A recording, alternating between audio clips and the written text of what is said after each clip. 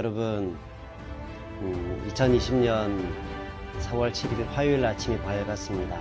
오늘 아침에도 하나님의 은혜와 사랑이 사랑하는 성도 여러분의 삶 가운데 함께 하시기를 바랍니다. 마태복음 26장 69절에서 75절입니다. 베드로가 바깥들에 앉았더니 한 여종이 나와 이르되 너도 갈릴리 사람 예수와 함께 있었도다 하거늘 베드로가 모든 사람 앞에서 부인하여 이르되 나는 내가 무슨 말을 하는지 알지 못하겠노라 하며 안문까지 나아가니 다른 여종이 그를 보고 거기 있는 사람들에게 말하되 이 사람은 나사렛 예수와 함께 있었도다 하며 베드로가 맹세하고 또 부인하여 이르되 나는 그 사람을 알지 못하노라 하더라. 조금 후에 gat에 섰던 사람들이 나와 베드로에게 이르되 너도 진실로 그 도당이라 네 말소리가 너를 표명한다 하거늘 그가 저주하며 맹세하여 이르되 나는 그 사람을 알지 못하노라 하니 곧 닭이 울더라. 이에 베드로가 예수의 말씀에 닭 울기 전에 내가 3번 나를 부인하리라 하심이 생각나서 밖에 나가서 심히 통곡하니라. 예루살렘에 가게 되면 베드로 통곡교회라는 곳이 있습니다. 거기 십자가 종탑 위에 닭의 형상이 세워져 있는 것을 볼 수 있습니다. 그래서 그런지 유럽의 교회들을 가보면 그 십자가 위에 닭 모양이 있는 것을 많이 볼 수 있습니다. 이것은 회개를 상징하는 것입니다. 인간의 능력을 의지하지 않고 오직 주님을 의지하겠다고 하는 그런 표현일 것입니다. 교회는 어떤 곳입니까? 사람을 의지하는 곳이 아닙니다.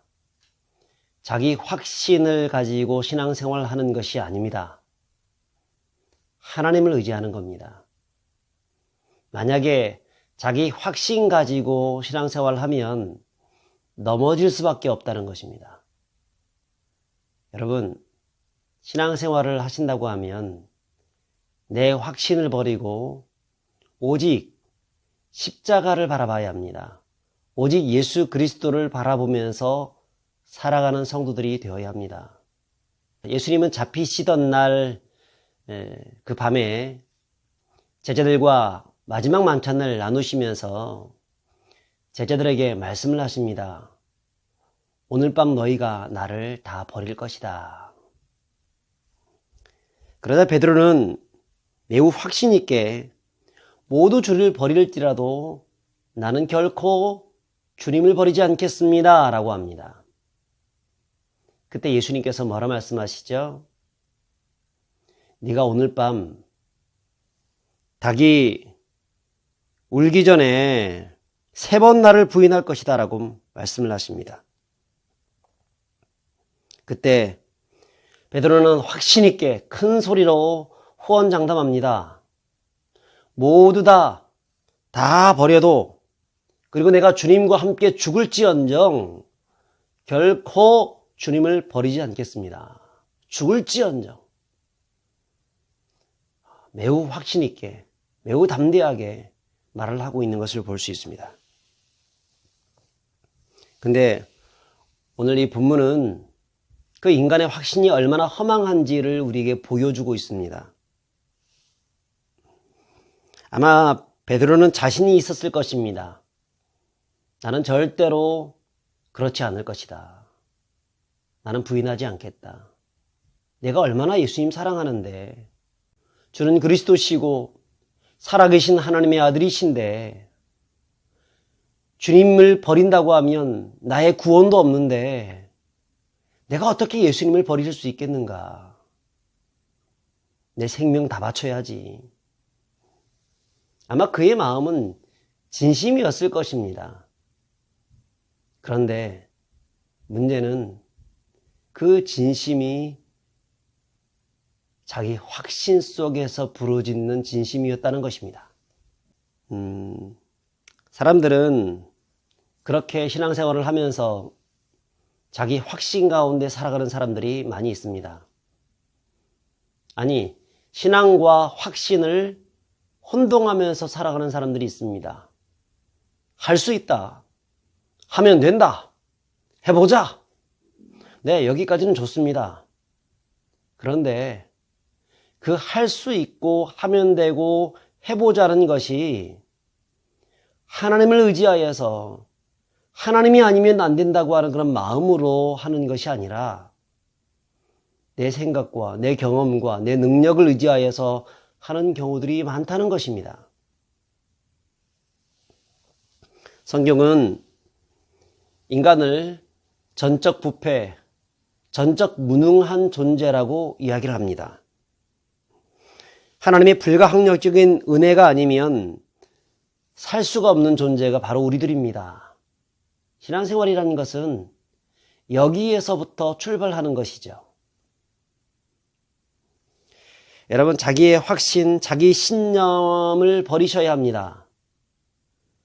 이것이 강한 사람들은 무엇을 하지 않느냐 하면 기도하지 않는 특성이 있습니다. 내가 할 수 있는 일을 가지고 기도하는 것은 일하고 싶지 않은 혹은 게으른 궁핍한 그런 변명을 가진 사람들이나 하는 이야기다라고 말을 합니다. 그래서 그 사람들은 열심히 살지만 기도는 하지 않더라고요. 어떠십니까? 기도하고 계십니까? 하나님 의지하고 계십니까? 베드로는 너무나 확신에 찬 나머지 기도하지 않습니다. 겟세마네 동산에서 예수님께서 제자들을 데리고 기도하러 가셨을 때에 그들은 뭐하고 있었습니까? 졸고 있었습니다. 무려 3번이나 제자들에게 가서 시험에 들지 않도록 깨어 있어서 기도하라 말씀하셨는데도 불구하고 그들은 기도하지 않고 계속해서 졸았습니다. 잠을 잤습니다. 결국 넘어지고 말았습니다. 여러분, 기도는 연약한 사람들이 하는 것이 아닙니다. 연약하지 않지만 그럼에도 불구하고 연약함을 하나님 앞에서 인정하고 내 힘으로는 아무것도 할 수 없습니다. 나는 연약한 존재입니다. 라고 고백하는 자들, 그런 사람들이 기도하는 것입니다. 베드로는 몇 번이나 경고하고 있음에도 불구하고 기도하지 않더니 결국 넘어지고 말았지요. 한낱 여종의 말에, 주변 사람들의 그 말에, 그것에 두려워서 그는 예수님을 3번이나 부인하고 말았습니다. 오늘 성경에 보니까 뭐라고 얘기를 하고 있습니까? 마지막 74절에 보면, 자, 너도 진실로 그 도당이라 내 말소리가 너를 표명한다 이렇게 얘기했더니 74절에 그런 마지막으로 3번째 이렇게 부인을 합니다. 그가 저주하며 맹세하여 이르되 나는 그 사람을 알지 못하노라 하니 곧 닭이 울더라. 마지막 3번째는요, 저주까지 하면서 예수님을 욕하면서 부인을 하고 있습니다. 여러분, 우리는 언제나 예수님을 부인할 수 있는 존재들입니다. 그것을 인정하는 것이 중요합니다. 여러분, 사탄은 어떤 자를 좋아합니까? 자신의 확신에 차서 살아가는 사람들을 좋아합니다. 나는 모든 것을 할 수 있다, 이런 마음을 가진 사람들, 그런 똑똑한 사람들을 좋아합니다. 결국 넘어지는 겁니다. 그래도 베드로가 이렇게까지 더 심하게 넘어지지 않았던 이유는 있습니다. 그것은 예수님이 그를 위해서 기도해 주었기 때문에 그렇습니다. 누가복음 22장 31절부터 32절 보면, 시몬아 시몬아 보라 사탄이 너를 밀가 부르듯 하려고 요구하였으나 내가 너를 위하여 내 믿음이 떨어지지 않기를 기도하였느니라. 사탄은 베드로를 흔들었습니다. 넘어뜨렸습니다. 예수님을 부인하도록 했다는 것입니다. 하지만 완전하게 넘어지지 않는 이유는 예수님이 그를 위해서 기도해 주었기 때문에 그런 것입니다. 여러분, 기도가 힘입니다. 기도가 능력입니다. 오늘도 이 아침에 기도하는 분들이 되시길 바랍니다. 아니, 기도하겠다고 결단하시길 바랍니다. 이번 우리 고난주간 동안에는 특별 새벽 기도를 하지 않습니다. 하지만 우리는 금식 기도를 하게 됩니다. 한 끼 금식 기도를 우리가 시작했습니다. 하고 계십니까? 어저께도 하셨습니까? 오늘도 꼭 하시기 바랍니다. 여러분, 기도가 능력입니다. 기도가 힘입니다.